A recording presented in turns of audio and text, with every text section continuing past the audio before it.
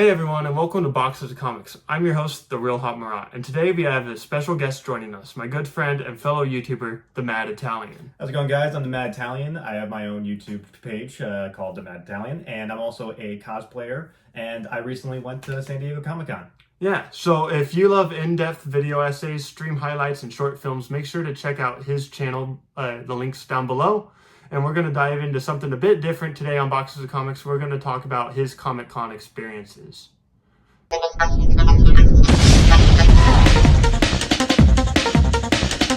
Alright, welcome back. So let's jump right into it. If you've been to quite a few Comic-Cons, so I'm really curious about your experiences. I've got some questions for you that I'm sure our viewers would love to hear about with your experiences as going to Comic-Con. Okay.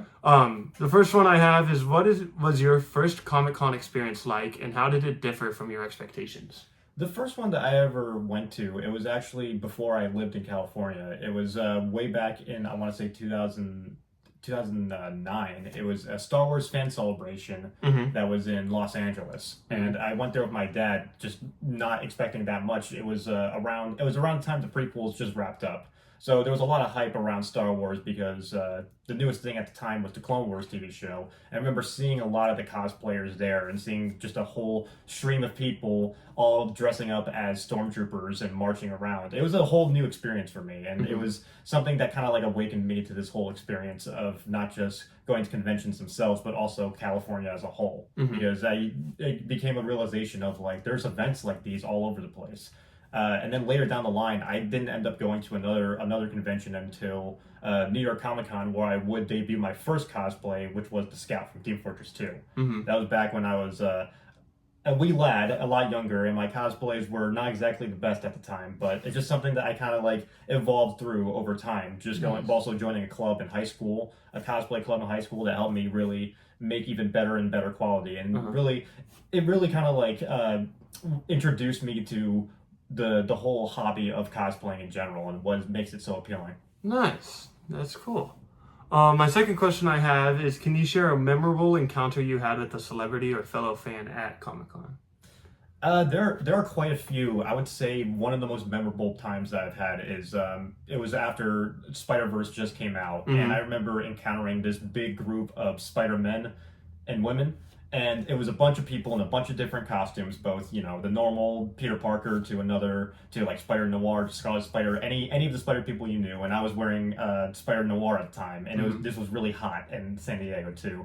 But we actually got together and we had the idea, hey, let's stay in front of the convention center and let's all march in like a whole, we're all gonna like march in a whole line in front of the convention center and like just see what happens. And we do have it recorded, and we actually ended up getting on the news because of that reason. There was a lot of news articles and pictures that just got pictures of us, and you can actually see me I'm in one of the front rows, so that's cool. I'll definitely dig that up for you. That's super cool.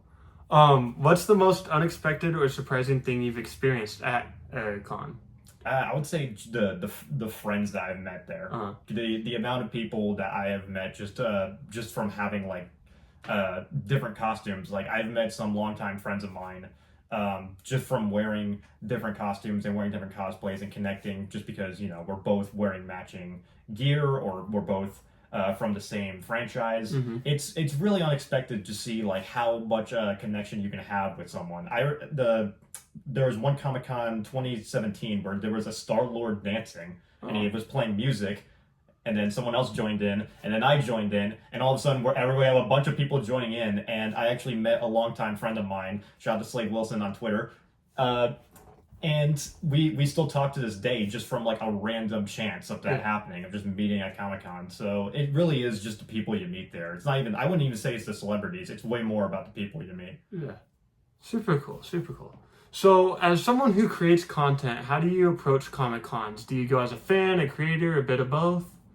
You mainly just go. Yeah. I just kind of go with the expectation of, hey, I want to go for me, but I also want to go to meet people. That's always been the go-to thing, because before I would go just to kind of experience the con itself, but now as the people I've known have grown, and I've kind of like been established in a lot of communities, I go for the people that I know. So I go with the intention of I want to see the people I know and I want to make new connections.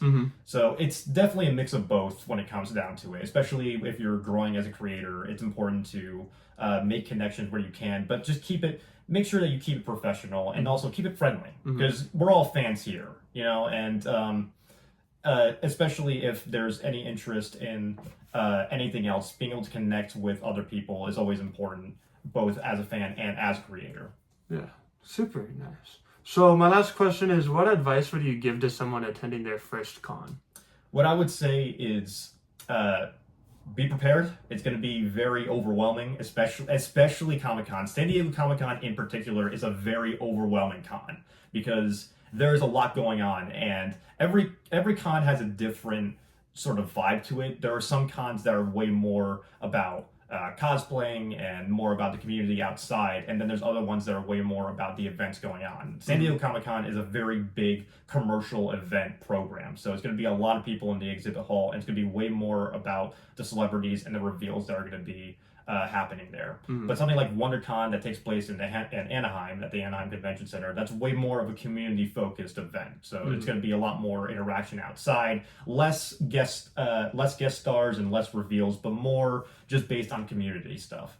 And also anime conventions can also be very fun as well. That's another community-focused thing, but it also has a lot of guest stars from that sort of niche or community.